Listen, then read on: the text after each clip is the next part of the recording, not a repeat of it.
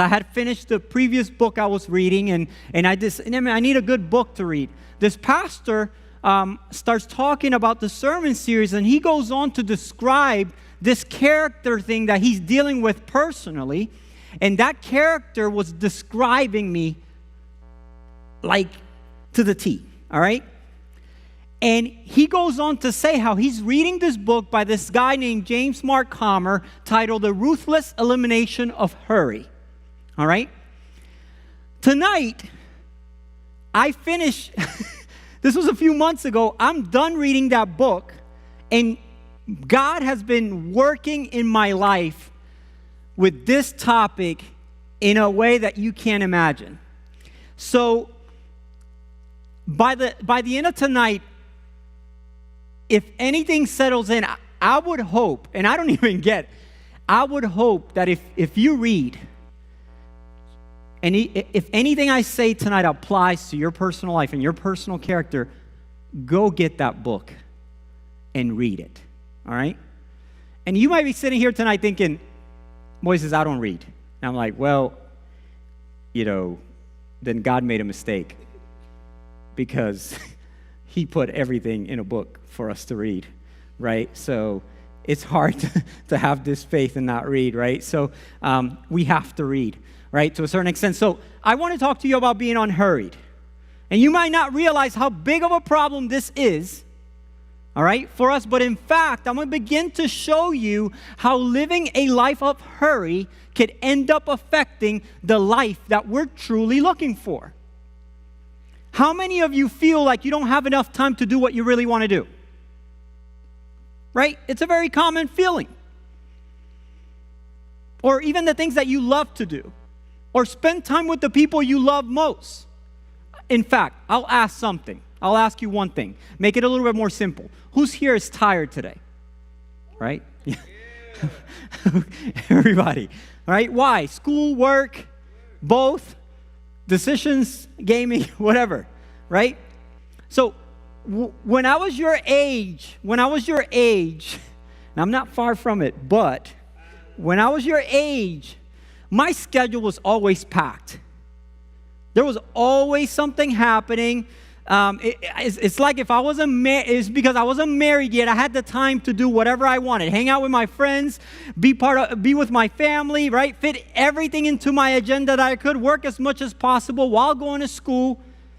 It didn't matter how late I would stay because I feel like I was young. I could take it. I could always sleep in the next day or the next day, but that never really ended up happening. You see how I'm yelling? That's why I was asking you about the mic, because I'm going to get excited and I'm going to get loud. But if you could take it, just stay awake. All right? And although I enjoy every minute of my life and would probably do it exactly the same way, I was worn out and constantly tired. At your age. My dad would talk to me and say, he would try to get me to come to my senses. He would say, son, you need to slow down. And it's funny because part of my busyness came from my church life. And I thought, well, church justifies it all, even though I'm busy. And just because you don't have a worldly lifestyle doesn't mean that you have a healthy lifestyle. The reality is that you could be doing everything right for God, and because you're doing it at the pace you're doing it, and how much you're doing of it, your lifestyle could still be extremely unhealthy and not necessarily what God wants you to do at this time. Because if done wrong, the way we are doing the work of God could be destroying the work that God has already done in us. And you may not even be seeing it. You may be thinking you're doing exactly what you feel called to do. And as concerned as I am with the amount and how busy and all the different things that we're doing in this age group, I'm more concerned about the pace that we're doing it in and how fast we're trying to do it. It's not, because as I grow older, I realize that this pace that we're running at is not sustainable. We cannot continue to run at this pace for a long period of time. You ever ran like a marathon and went above your average speed? You start losing, right? You're looking at your watch and you're like, oh man, I'm going faster. It's like a 7-minute mile I'm doing, right? But that's kind of short-lived after a while. The same thing is happening with our lives. We're going so fast and so fast and so fast, and we think things are going to slow down and they're just going to get faster. I don't know if you're like me, but I used to think that my life was going to slow down circumstantially. So if I'm looking your way, I can't see you, all right? So if I'm like looking this way, I don't know who's sitting there. I know Rosie's in here somewhere. So I used to think at your age that life was just going to change or slow down circumstantially. I would tell myself, when I do this, things should look like this. After I'm done doing that, when I get married, when I have this job, as soon as I make this amount of money, when I finish study or when I finish school, when I do this, and I thought for 1 minute or another that circumstantially things were just going to get better and I wasn't going to have to put any more effort than this hurry momentum I was driving my life by. And it's just not going to happen. You have to fix that now. Nothing is going to change circumstantially. You're going to have to put the effort. You're going to have to make the tough decisions that may seem hard at the time, but it's what you're going to need for your own sanity. We are doing things, and we are doing so many of them, and we're doing them so fast. Have you noticed that everything we do nowadays is in a hurry mindset? How can we get done something faster, and then the next thing, and then the next thing, and then the next thing? The saddest part is that we tell ourselves that we're accomplishing a lot, that we're getting a lot done. A very smart person once said, hurry is a frantic effort one falls into in response to an inadequacy, fear, and guilt. Hurry is doing too much, right? But it is impossible for us to get away from the hurry or busy mindset because when we don't have something to do, what do? When you have nothing to do, what do? You look for something to do. We are experts. In fact, we are addicts in filling a time slot. I'll be honest. Yes, I play video games. I'm playing a video game. And while the video game is loading or is going to the next screen, I'm pulling out my phone and trying to do something different. And then I'm watching a game. And while I'm watching the game and it goes into commercials, I'm looking for something else to do. I'm looking around. We are obsessed with keeping the time slots filled. We're addicted to the noise. Thank you, Donovan. We are addicted to filling the time slot. Did you know that a survey from Microsoft found that 77% of young adults said yes when asked, when nothing is occupying my attention, the first thing I do is reach for my phone. 77% of young adults answer yes to that. We are addicted to the hurry and busyness of life. And we do it so naturally. We don't understand why our lives is currently in the state that is in. And frankly, we don't fully like the lifestyle that we're currently living in. But what if I told you that the biggest enemy to the life you want may be the life that you're currently living? No, it can't be, Moises. It's the stage of my life, the things that I have to get done, the season in life that I have to do these things in, right? And society tells me that I have to get out of high school, go to college, get me a job, find me a girlfriend, get into a relationship, find my calling with God. We have this parameter of how things should operate and how long it should take us to get them done. And to be honest, we're not really accomplishing the life that we truly want by putting this kind of pressure. And by changing the way we are currently living may be more challenging than we think, because in order to begin to eliminate things we have to do, see, I'm not saying that you don't have to do these things. In order to begin to eliminate the things that we have to do, we must be content and not afraid of not doing anything. And why is doing nothing so intimidating? Why are we so anxious when we don't have anything to do? Why does, it's like it's intimidating when everything is quiet, And it's distracting us. The noise distracts us from dealing with sometimes the biggest demons and challenges that we have to deal with personally. You know what happens when everything is quiet? There's only one person left in the room, and that's you. So you have the challenge of dealing with that person. When everything is quiet, there's no more noise, there's no to-do list. We're forced to deal with the real problems, ourselves. We begin to start looking inward, right? There's no job, there's no school, there's no cell phone, there's no TV, there's no girlfriend. There's all of a sudden, everything got real quiet. And the noise that we're so addicted to, that helps us keep the noise of ourselves down, goes away, and we're forced to deal with ourselves, and we're terrified of that. To choose to live an unhurried life in this day and age, it's like choosing a vow for poverty in the early centuries. I mean, it is something that is going to take faith to do. And this is coming from a guy. Have you seen me? All I do is pace around and when I tell you that this is literally changing the way that I live, it's truly happening. But do you consider the fact that, and think about this for a second, do you know that our worst moments come when we're being hurried? One of the biggest things that I've realized is that every time I'm rushing or in a hurry somewhere, I'm rushing and in a hurry to become someone I don't want to be.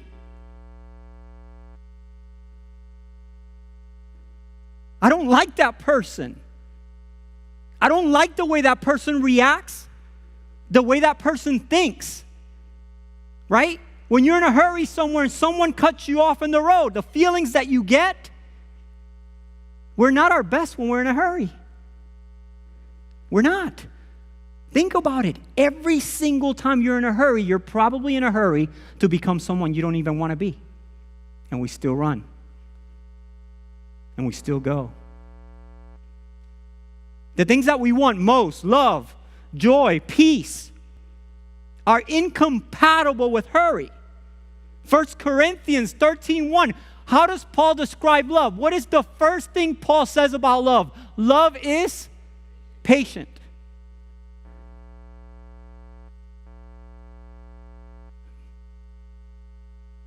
Hurry is not of the devil. Hurry is the devil. I know that sounds like, that's aggressive. It is. It is dictating our lives, how we do everything, how we behave. We can obviously agree that God has given us all the time that we need to accomplish what He wants from us. So what's the problem? How do we spend our time? What is it about what we do that keeps us in a hurry? The average iPhone user touches his or her phone over 2,600 times a day. In the contrary, David says in Psalm 16:8, I have set the Lord always before me. That's all I look at. It's on the forefront of everything that I do. And this is going to sound cliche, but what would our lives look like if God touched us as much as we touch our phones on a daily basis? And you might say, come on, man, you're attacking cell phones, typical preacher, going after our cell phones, But guys, freedom never comes without great cost. Ephesians 5:16 says, make the most of every opportunity in these evil days. Make the most of every opportunity in these evil days. I always thought that meant that the days were full of sensuality and fleshly temptations, and they are. But what I think this mostly means is that if we intend to live the God that intended us to live, we must live a life that is in time, meaning make the most of every opportunity. It is a purposeful life, something that we're called to do. This is so hard for us to comprehend because we are so used to this spiritual mediocre lives. that live in irritation, fear, self-preoccupation, frenzy, that we literally throw our lives away in a hurry for no reason. We go with emotions, and this is the speed that I'm dictated to go. And the next phase of life is this one, so this is the one I'm going to walk. And I'm told that I'm in college for 4 years and sometimes 6 years, depending on what I want to do, sometimes 10 years, right? And that's the pace I have to run. And when there's a setback, I'm super frustrated. I get depressed and so many feelings because we have set a pace for ourselves that is unsustainable. And God never intended for us to run at that pace. This might sound different than what you've heard from your parents. All right? And I'm sorry. You don't have to listen to me over your parents. I'm just biblically telling you that the pace that this age group is running in is unsustainable. You're going to burn out. You're going to eventually crack. And some of you have experienced that already. Have experienced different things in life already through your seasons of life. It could have been 10 years ago, 5 years ago.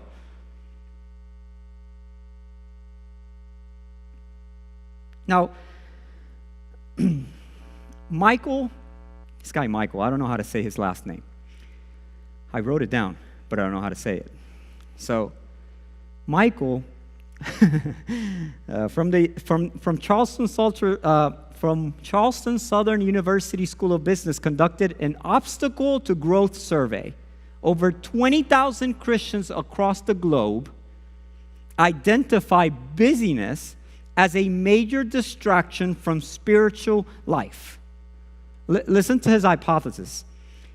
He said, it may be the case that, number one, Christians are assimilating to a culture of busyness, hurry, and overload, which leads to, number two, God becoming more marginalized in Christian lives, which leads to, number three, a deteriorating relationship with God, which leads to, number four, a Christian becoming even more vulnerable to adopting secular assumptions about how to live, which leads to, number five, more conformity to a culture of busyness, hurry, and overload, and the cycle repeats itself. Life does not get busy on an instant. It happens little by little, one decision after the next. We don't get busy circumstantially either. We make one decision, then another, and so on, and we end up in the position, right? It's like when you book yourself on the calendar. Rosie and I, people invite me. Like my dad, he pastors a church in South Boulevard. He'll say, I want you to come and speak to the youth. In Spanish, of course, right? Because I could do that now. So I say, yeah, Dad, this date looks great, right? And I'll say that 3 months ahead of time, right? But what will happen is I'll book something else the day before. And then after that, I'll book something else the day after. And after that, I'll book something even further out and before that. And when I look at that week, as I'm getting closer to it, every day of the week, I have something going on. And Rosie and I look at each other and say, what have we done? One decision after another. Little by little, we get extremely busy. But tonight, I want you to take a deep breath, right? I want you to relax. God can take care of the world around you. It's okay. You could breathe. You could put your cell phone down for a second, if some of you could even do that, you know? Because one of the biggest challenges about this topic tonight is that is something that I struggle so much with. I can't stay still. My mind runs a million miles per hour sometimes. I have a hard time. You know what I do on my days off? I just spent, I got COVID, right? And I literally sat at home and built a garden bed for Rosie and did all these things at home because I didn't know what else to do. I cannot sit at home still. I'm like that. I am the guy that fills the slot instantly. Literally, I wake up on Saturdays, get my coffee, and I'm just pacing around the house. I'm just like, waiting for Bash to want to do something. What are we doing today, babe? What are we doing? Okay, cool. All right, I'm going to go watch a little TV, and I sit there for 5 minutes, come back out. What are you thinking? What time should we be leaving then? Should we get ready? Like, I'm that guy. You're like, oh my gosh, that's super annoying. Pray for my wife. She deals with it.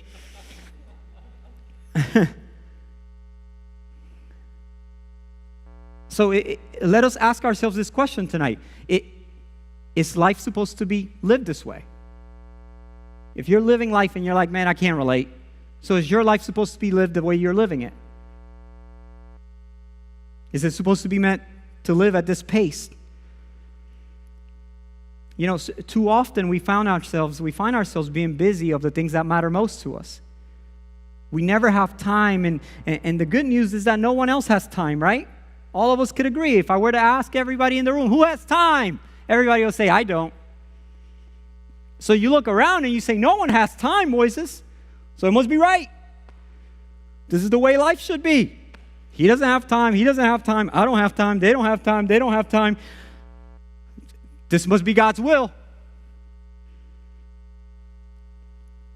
But the greatest enemy to the life we want may be the life we're living. When trying to determine what our ideal life should look like, Jesus is our building platform for what that looks like. Here's the breakdown. He had 3 years of public ministry. In those 3 years, and this might give you a little anxiety, all right? So brace yourself. 3 years. He has 3 years of public ministry. He embraced the Father's mission. He recruited 12 disciples. Endured the hatred of the Pharisees. He resisted the temptations of the devil. He healed all sorts of sick people and all sorts of hurting people he loved. He preached the word of God fearlessly, and he fulfilled 350 Old Testament prophecies. But you know what he never did? He never ran anywhere. Right? When we read the Gospels, there is no record of him ever running, jogging, fast walking, skipping, sprinting. He was busy, but he was never rushed. Jesus never ran anywhere. Okay? Jesus never ran anywhere.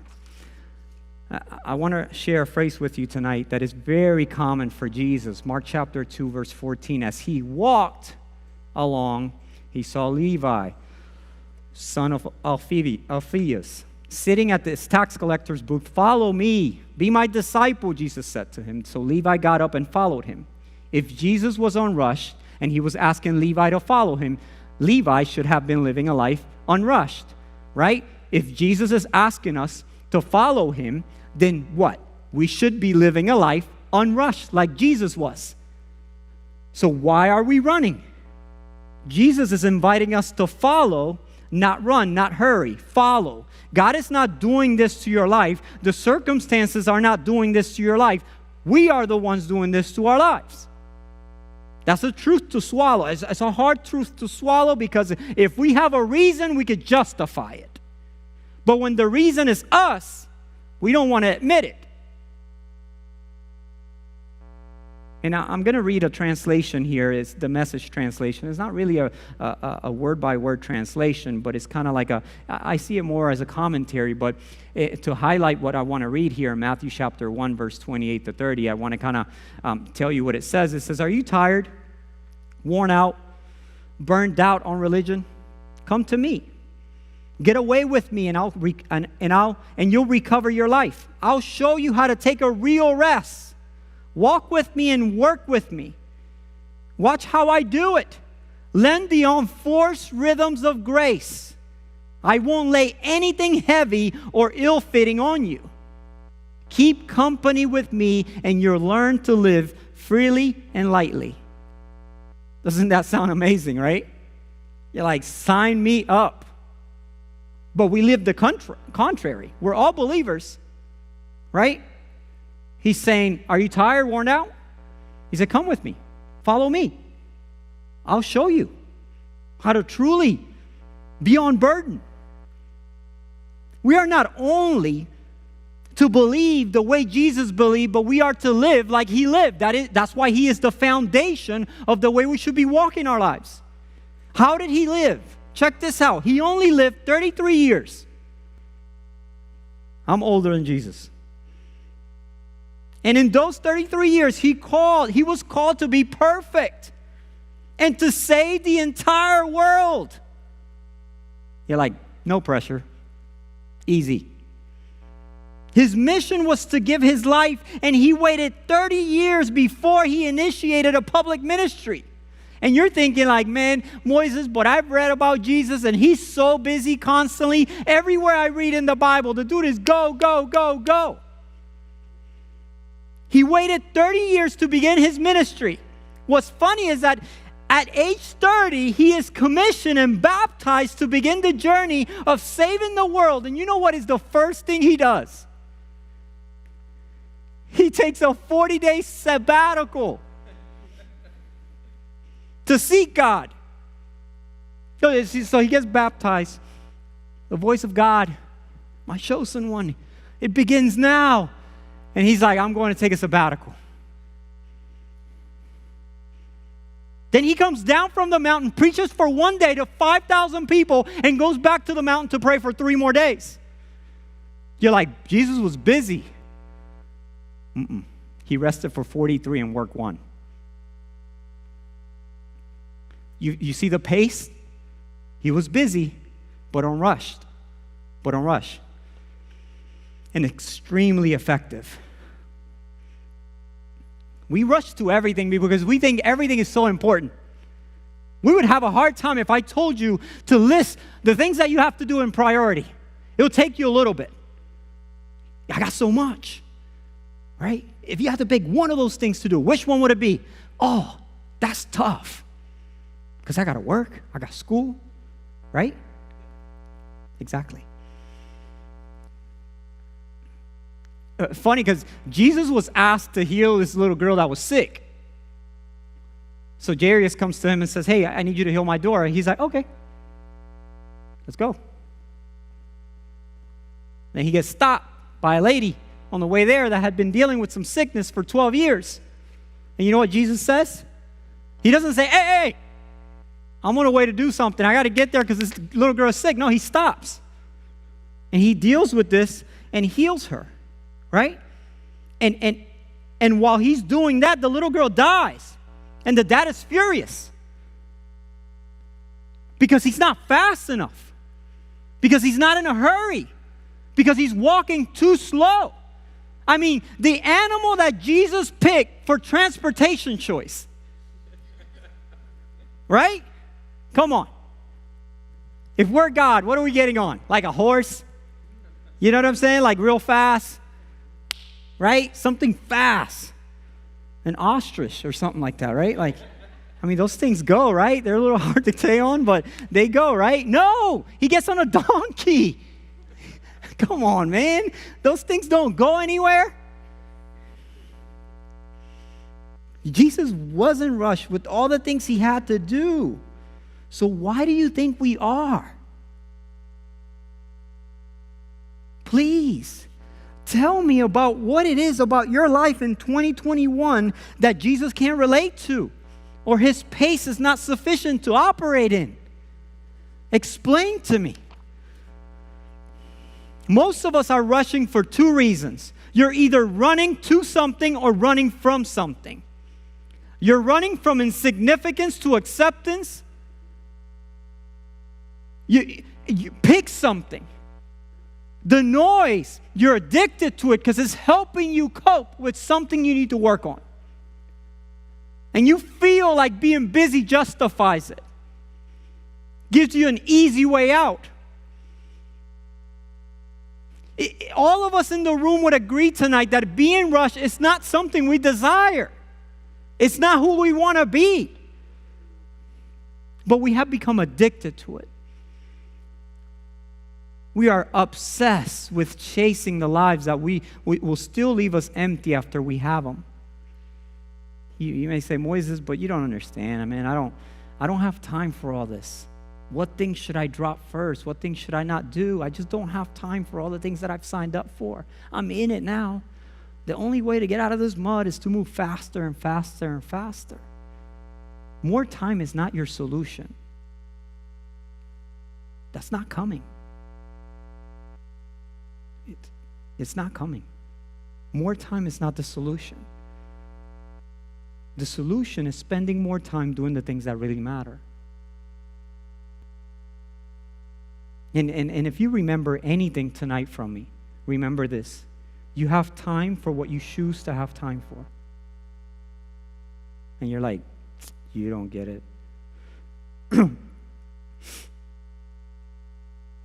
we spend most of our time doing things that don't matter much.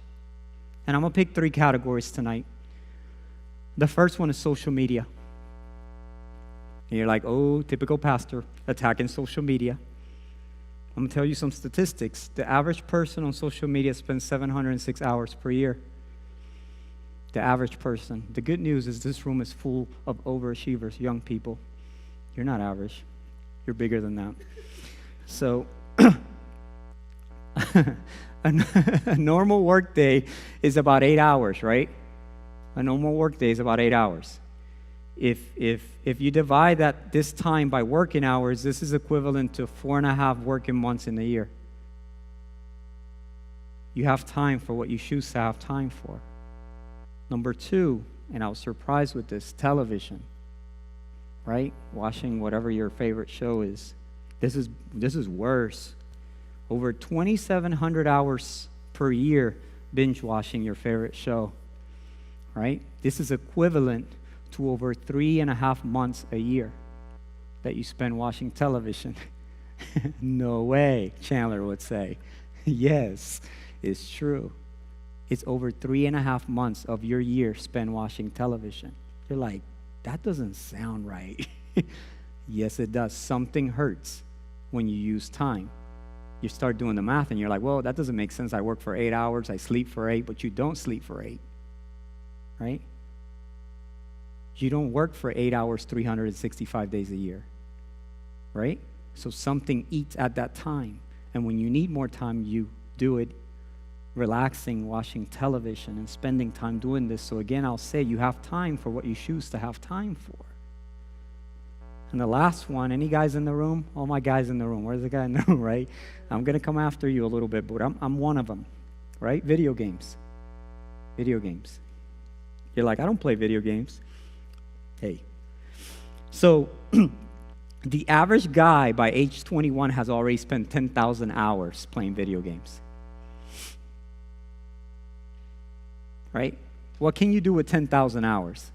You can make $100,000 a year at $10 an hour, right? And McDonald's is paying a lot more than that. They're paying like $15 an hour, so you could really make like $150,000 a year. If you're an average reader, you could read about 2,000 books.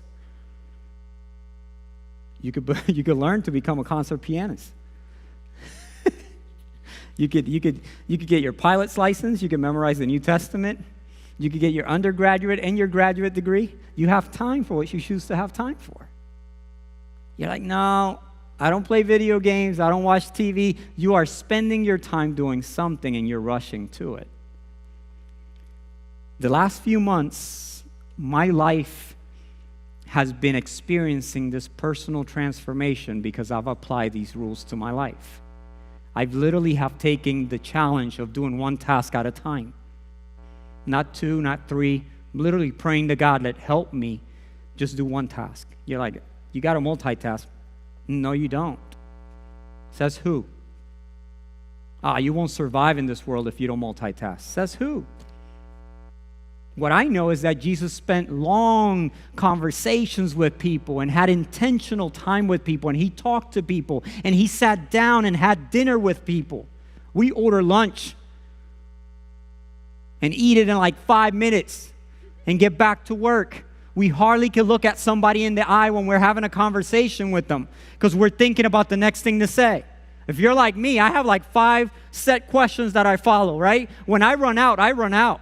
I don't know what else to say. Literally, I'll ask the first one, and I start to get scared because I'm already thinking of the second one. They're answering like, hey, what's your name? They tell me I'm already thinking of question number 2. I didn't even think one. I don't even remember what name they said. You know what I'm saying? And I go through these 5 questions, and by the time I'm done, I don't know anything about this person. Nice to see you. Have a good day.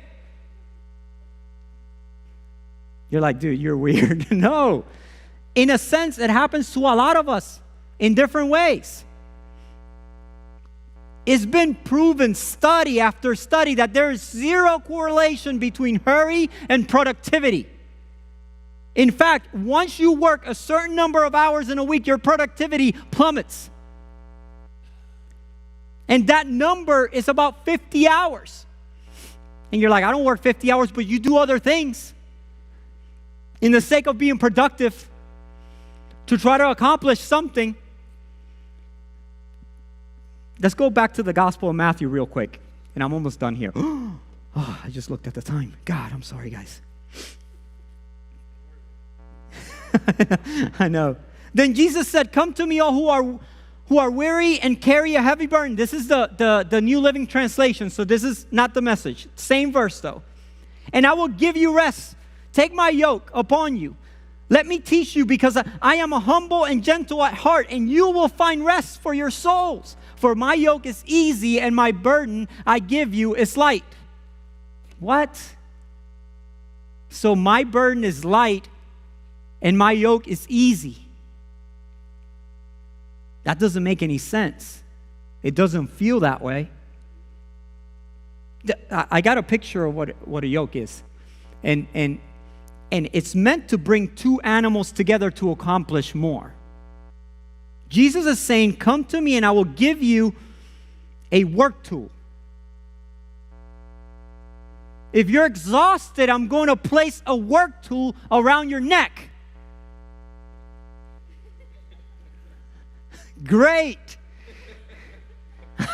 I'm ready, right? Sounds great. Put that work tool around No. That's not what we want when we're exhausted.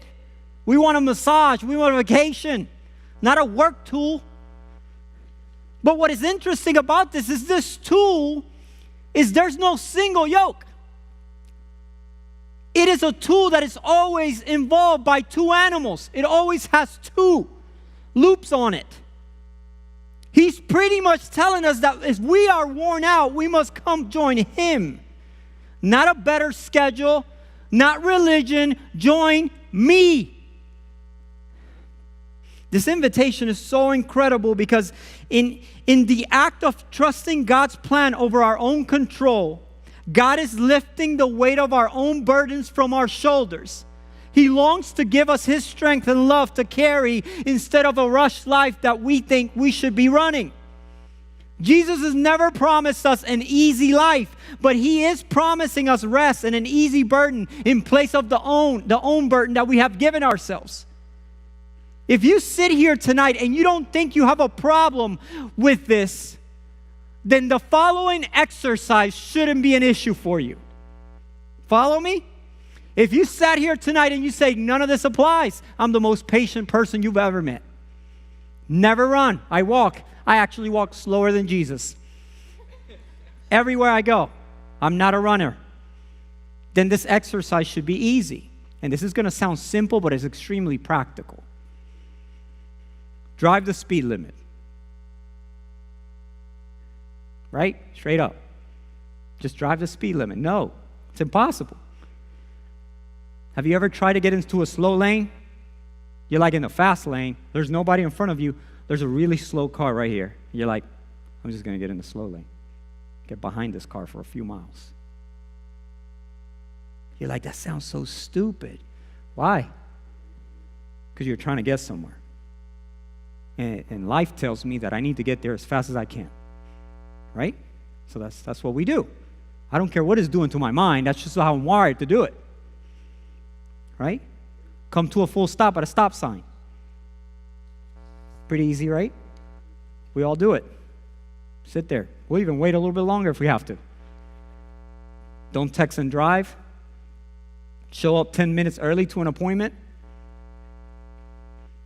Have you ever tried getting into the longest checkout line at the grocery store? Right? Where the lady's waving you in. Sir, right here. And you're like, no, I'm good right here behind this row of people. You're like, Moises, you're being too much. Am I? Right? Have you ever tried doing only one task? Saying, I'm going to do this right now. You ever try walking slower? Like literally, Rosie the other day, she's telling me, like, we come back from Carowinds, and she's like, literally with almost tears in her eyes. Because this is big. She's like, you're really doing this. I was watching you, and I was purposely trying to do it, so I'm glad someone noticed it. I'm literally in Carowinds where, come on, if you've been to Disney or any kind of amusement park, it's like, we're on schedule, baby. Get up. Got to get to that line. If you want to do that ride, right? Where go. I'm like walking with my 3-year-old son, just like, we need to wait. Let's wait. And you might think that's a stupid attitude to carry yourself with, right? But it works. Take a day of silence and solitude for yourself where you're not doing anything. Nothing. Start writing things down. Slow down. Heck, cook your own food and eat it. Just sit there. Grab everything. Start cooking it. Just sit there. Super patient. I don't need to order anything. I'm going to cook it. It's going to take me a little bit, and then I'm going to sit down and eat it. You're like, why would I ever do that? And I'm going to say, why not? Why wouldn't you try one of those things and see how it makes you feel? See what it does to you personally. With the troubles of life and the sin of our own behavior, Jesus is extending an invitation, and I'm almost done here, guys. An invitation that allows you and I to come into Him, not to do more work, but to come to Him for rest. Let's not misunderstand this. Don't equate closer relationship with God with busier ministry life or more time at the church. That's what we do with everything else in life. You have this equation in your age group that if we spend a little bit more time doing it, we automatically will become better at it. So we pour into things. And one thing after the other. Each moment in life is full of goodness. So why are we in such hurry to move on to the next one? What can anyone give you that is greater than now? Answer that question. What can anyone give you that is greater than now? Don't miss the goodness of each day. But what if I fail, Moises? What if I don't do it? What if I just kind of can't? Then you slow down, breathe, and come back to the moment again. Literally. You know the word Sabbath comes from the Hebrew word Shabbat, which means to stop. That's all it means. When you say, I'm taking a Sabbath, when you say, this is the Sabbath day, you're saying, this is the day to stop. I'm going to stop. Right? Stop working, stop wanting, stop worrying, just stop.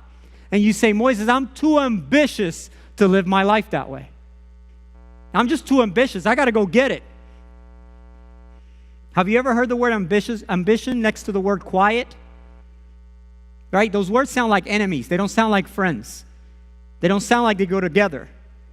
When I hear the word ambition, I'm generally thinking of hustle. Go get it. You know what I'm saying? Become all that you can be. You have it in you.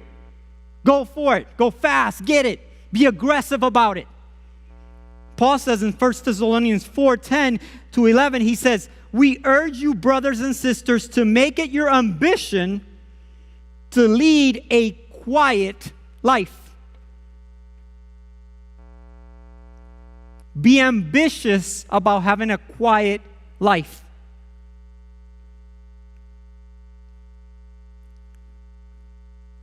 You know, and every now and then, there are rare moments when I'll think, what if?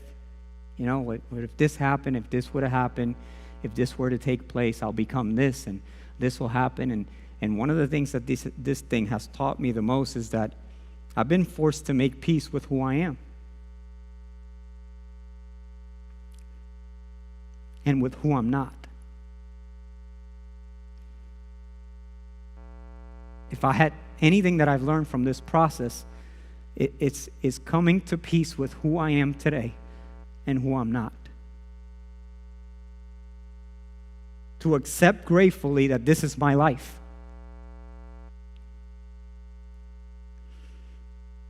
I realize that what's hard isn't following Jesus. What's hard is following myself. Doing my life my way. There's where I get exhausted. On the what-if moments. On the things I want to chase. The things I want to become that I don't think I am yet. The constant pursuit of something that I may not be meant to be. Being content with who I am today and who I'm not.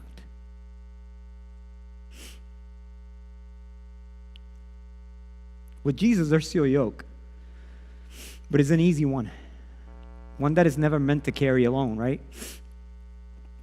Jesus is inviting us to live a quiet life, live a quiet life. You may think that this is the most complacent message you've ever heard, when I'm telling you, just be happy with who you are and who you're not. And walk at a pace that could be sustainable for a long time. If you're rushing somewhere, you're rushing to become someone you don't want to be, so stop.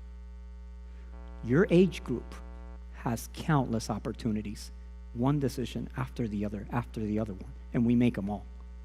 And we make them fast. Stop. You're going to become someone you don't want to be. That is not what you're chasing. Be content with who God has made you and who he's not made you. Bow your heads and pray with me. Heavenly Father, Lord, we thank you. We thank you for this moment. Thank you for giving us the opportunity to just settle into your word, Lord, and understand that you're kind of calling us back to something a little bit more slow. Lord, I fully believe in my heart, Lord, that being in a hurry and following the pace this world has to offer is leading us to no good. The devil is a liar. Just kidding. So God, Lord, at this time, Lord, I thank you. Thank you for this opportunity that you give us. I just seriously, God, pray that your spirit will touch every life in this place, and that whatever you have spoken to our souls, Lord, that we would put into practice, knowing, Lord, that no matter what pace we run in, you're there with us, that you're calling us to a life of peace and rest, that only you could drive us to the place that you have called us to be. So God, let us not get ahead of ourselves. Let's follow your steps. We're being called to follow you, Lord. Help us, Lord, not only to do that tonight, but to do it when we wake up tomorrow, when the next task is before us, when we're staring at our schedule, when we're planning ahead. Help us, Lord, to walk at your pace, knowing that we're following you in every single thing that we do, Jesus. Forgive us if we've done our own thing up to this point, and help us, Lord, to cope with these things that go through our mind that probably keep us away from seeing you in everything, Lord. Thank you so much for being so good to us. In your name we pray. Amen. Sorry that I took so long, guys. Grace, come up here. Can we give it up for Moises, y'all? That was awesome. Thank you so much for being here. I do have some announcements. I have quite a few today. First is a way to get connected. I'm in the process of creating a new GroupMe. So if you are in the old GroupMe, need to be transferred to the new GroupMe, let me know. We'll get you into the new one. The old one was very overcrowded, and we want GroupMe to be somewhere where we can connect outside of Tuesdays, outside of Sundays. People can share prayer requests. Like, we can really just have community that way. If somebody wants to say, hey guys, we're gonna go eat here tonight, just that kind of community, it really helps having that platform. If you are new and you are not in the old GroupMe and you want to be in the new one, let me know and I can get you placed in that. Some big events coming up. We have our November schedule out on our Instagram, and it's out there if you need a paper one. But there's an event in December that I wanted to tell you guys about, so you can go ahead and put on your calendar, because it is on a Saturday. It's not on a Tuesday. If you can guess what it is, anybody? It's on a Saturday, December 18th. We are going skiing. Does anyone like skiing? Yeah. I was going to say Elena likes skiing. Yeah, so we're going to go skiing. It's going to be a day trip, so we're going to all ride together, go skiing, come back, be really tired, but it'll be fine. Be really tired for church the next day, but it's going to be great. So that's December 18th, so make sure you keep your calendar clear for that day so you can go. If you are not good at skiing, there is a bunny trail at this mountain. We're going to Sugar Mountain. If you know what that is, there is a bunny trail for you. Anastasia knows that all too well. So, yeah, that's where. But yeah, and that's just as fun. If you want to sit in the cabin, drink hot chocolate, like a bunch of people do, you are welcome to do that too. And just be in community and come out with us, because it's going to be fun. Secondly, we are going to a conference this year. We are going to the Passion Conference. And if you've never heard of it, it's a young adult conference. It's in Atlanta, Georgia this year at the Mercedes-Benz Stadium there, which is a huge stadium. but it's geared toward young adults, like I said, and it's really just to make young adults in this generation passionate for Jesus, and it's for young adults that are passionate for Jesus and are on fire for him. So it's going to be an awesome time. There's going to be really awesome speakers, authors. I know Maverick City Music is going to be there, and that they're my favorite artist right now. So that's awesome. That's January 2nd through 4th. The concert or the conference is 2nd and 3rd, but we will spend 2 nights there, and the cost of that is $300 if you include both nights in the hotel and the conference fee. So all of that would be included. We're going to ride together and all of that. So if you do want to come to that, I really encourage you to go. I'm really excited to go, so let me know, and I already have the signups ready for it, so really encourage you to come with us to that. It's going to be awesome because we'll be able to go to dinner at night, go do stuff together. It's going to be cool. So, yes, so let me know. The next thing I have, because we have a lot of really fun things that we do at the Bridge, but we also really believe in serving. So actually next Tuesday, as you see on our November calendar, we're going to be going to Neighborhood Hope. And that's something, a nonprofit that GLC partners with. And they go into neighborhoods and that are of a low socioeconomic status, and just that there's kids that live there that may not have enough food, they may not have a good mentor in their life that helps them with homework, that he just plays basketball with them and encourages them. So what we're going to do is their Tuesday night, they have a lot of different services that they provide, but their Tuesday nights are called their Neighborhood Project. So we will go and play basketball with them. They normally eat pizza, but we're going to bring them chicken nuggets from Chick-fil-A, and kids love that. So I'm excited to see their faces when we bring in like some Chick-fil-A nugget trays. And if you want to bring any kind of games or anything, let me know what you're going to bring, and we can just let them know and bring all of that to them. But they do have basketball, and I know that they love that. And there is a lot of preschoolers too, which is really cute. So when you're thinking of games, like keep that in mind, just like what we want to do for preschool kids. But yeah, so that is next week at 6 p.m. So it's an hour early than we normally start, but you'll get the address and everything this week, so you'll know where to go meet and everything for that. Next, this is the last thing I have. Like I said, there's a lot of things that I have today, but just like we have a young adults ministry here, we have a older adults ministry as well called they look a little morphed, but called Greater Years. We call them the Greater Years, and I love this group so much. Randy leads them. He did me and Ben's premarital counseling, and honestly, I didn't really know him that well before doing premarital counseling with him, but just like building that relationship with him has been such a blessing to both Ben and I, and just every one of them that I just get into a closer relationship with has just been such a blessing to my life. And it's not what you would think. They're actually a lot cooler than you think, honestly, and they're really funny. And what I've heard is that they operate kind of like a youth group. So it's like, it's pretty funny. But so what we're going to do with them is they have, Randy and Brenda, who lead this group, have kind of come up with a list of things that they need done in their yards. So some of them might need sticks picked up in their yards that they can't do themselves. Maybe their gutter cleaned out or something.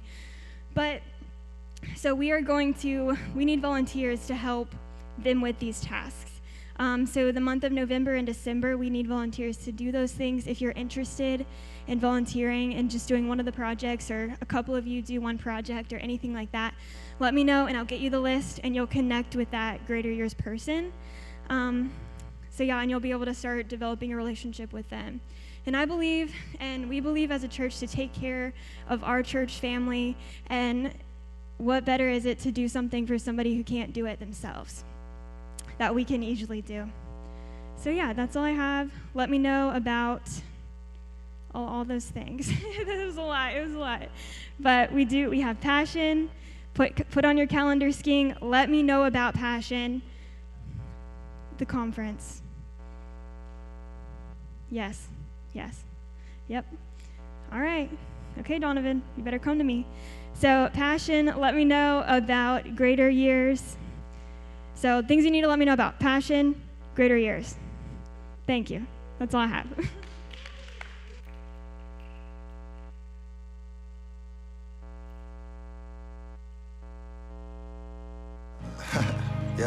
Yeah. Today. Said I woke up to the summer shining through.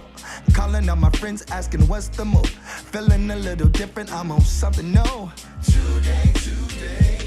I ain't gonna let no clouds get in my way. The only road I'm walking is the one I picked. Catch me sitting in the sun, no time for shade. Today. This is the day that the Lord has made. And I ain't gonna let it slip away. I'm gonna be joyful.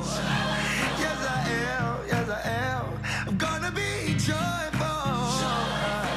Today, I'm gonna be joyful. Ooh, I'm gonna be joyful. I got that feeling that you get when you get new kicks. Bell ringing on the last day of singing, yeah. High-fiving everybody, but we out of here. Today. So fast, life comes and goes. Make it last, best slow your roll. They don't take it as a choice, but you gotta know that today's the day. This is the day that the Lord has made. And I ain't gonna let it slip away, nah. I'm gonna be joyful.